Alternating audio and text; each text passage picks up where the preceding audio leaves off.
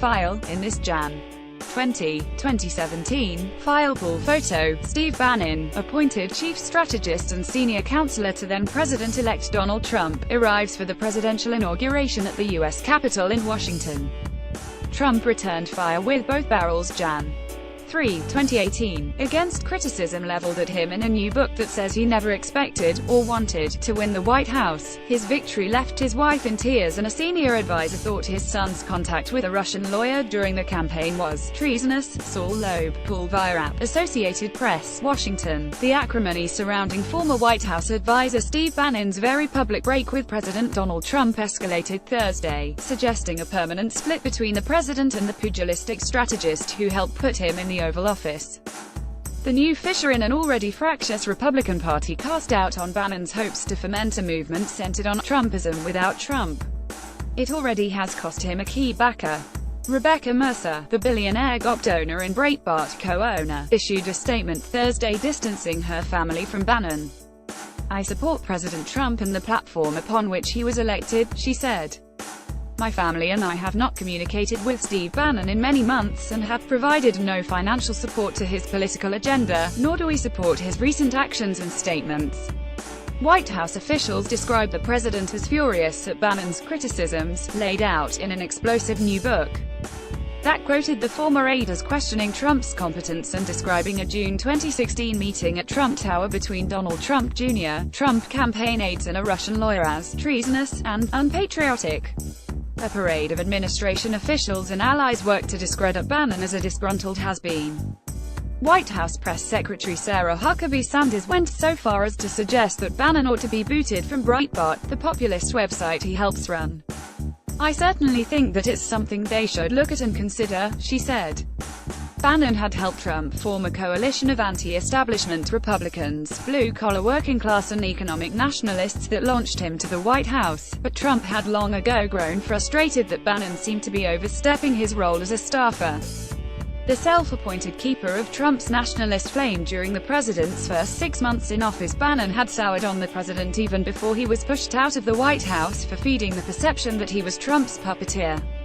None of Bannon's close associates was willing to speak publicly about the fallout, but privately conceded that the explosive comments may forever tarnish his brand. Bannon's political appeal had been deeply tied to the perception that he was an ally of Trump's. Those close to Bannon feared that the connection had been permanently severed.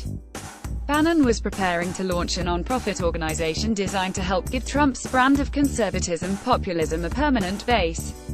It's unclear how Bannon's new rift with the president, and the related impact on major donors, will affect the organization, dubbed Citizens of the American Republic. Current and former White House officials, speaking on condition of anonymity to discuss internal conversations, said Bannon had miscalculated by attacking the president and his family. Much of Bannon's political clout, they argue, stemmed from the assumption that he was acting with the imprimatur of the president, even if Trump wasn't visibly in lockstep. Some Trump allies also expressed satisfaction that Bannon appeared to be finally cast out of the president's inner circle. Bannon has no contingent, former Republican House Speaker Newt Gingrich said Wednesday between media interviews to defend Trump. On Thursday, Gingrich echoed Trump's charge that Bannon had lost his mind. Republican Senate Majority Leader Mitch McConnell, a longtime punching bag for Bannon, reveled in the aide's break with the president. "I'd like to associate myself with what the president had to say about Steve Bannon yesterday," he said mischievously Thursday. Since leaving the White House, Bannon spent much of his time courting donors to help finance his self-declared war on the Republican establishment. He vowed to find Republican challenges for virtually every GOP senator seeking election this fall, chiefly for the purpose of electing candidates who would remove McConnell as majority leader. Bannon publicly backed conservative challenges in Arizona, Nevada, Wisconsin, Mississippi and New York, where House challenger Michael Grimm issued a statement denouncing the ex-advisor's comments as baseless attacks that were beyond disturbing. Others who have received boosts from Bannon, including Arizona Senate candidate Kelly Ward and potential Mississippi Senate challenger Chris McDaniel, were more circumspect, wary of alienating either faction of the party's insurgent grassroots. Bannon's political standing was already weakened after he went all out last month to support failed Alabama Senate candidate Roy Moore despite multiple allegations of sexual misconduct against Moore. doubling down on more left Bannon politically incapacitated, said Stephen Law, president and CEO of the super PAC led by McConnell. The only concern left was whether the president might give Bannon a temporary lease on life, he said. But this repudiation was so methodical and so absolute that it really slams the door on that. White House aides have tried to look past other loaded comments from Bannon in recent months while seeking to marshal his political following on the president's behalf. But they warned Bannon's allies over the last 24 hours that Trump would likely never take his calls again. However, there are few absolutes in Trump's orbit, White House aides acknowledge, and he has been known to bury the hatchet with those he perceived to have wronged him. Some Trump allies even encouraged him to welcome Bannon back into his good graces. You can either excise him or shun him, which I don't think is the best recommended strategy, or tell him to knock it off and bring himself back into the fold. Anthony Scaramucci, the former White House communications director, said on MSNBC. Trump coolly noted Thursday that his full-throated counterassault appeared to have its desired effect on Bannon.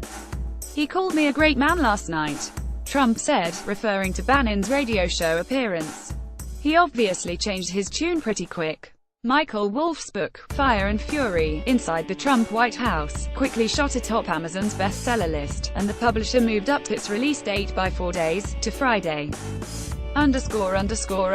Associated Press writers Scott Bauer in Madison, Wisconsin, Thomas Beaumont in Des Moines, Iowa, and Nicholas Riccardi in Denver and contributed to this report. Copyright 2018 The Associated Press. All rights reserved. This material may not be published, broadcast, rewritten or redistributed.